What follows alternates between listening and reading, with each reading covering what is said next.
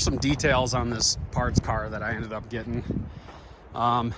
In grand total, the price was like $3,200 for this thing. But the motor is okay. The transmission is apparently fresh, and we actually know the person that we bought it from, and she indefinitely had a rebuilt transmission in it. And this thing has seen way better days, man.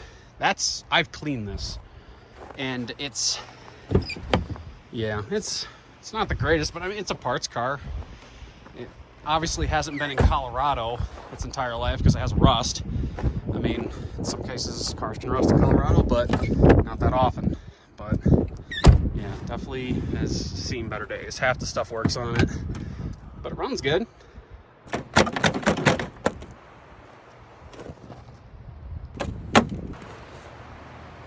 Whatever the heck that crap is.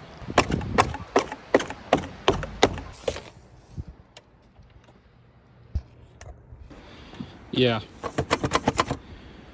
That's not factory.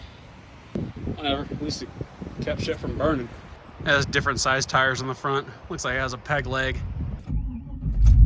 Alright, so anybody who follows my Instagram already kind of knows that this thing is meant to be a parts car. I'm robbing the turbo off of it, and I'm going to be saving the motor and transmission as a spare. This thing could be a good fixer-upper. It really could. But I'd have to put a lot of money into this frickin' thing. No matter what, I'm going to sell the body to somebody who actually wants to do something with it, instead of just kind of trashing it. Unless it's the Kia. Kias all trash all day long.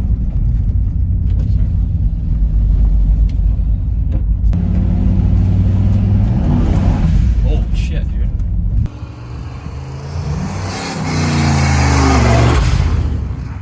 So I'm kind of curious, has anybody ever asked themselves, whatever happens to these tricked out cars, these pimped out cars that people put a lot of money into? Well, I think this is kind of it right here.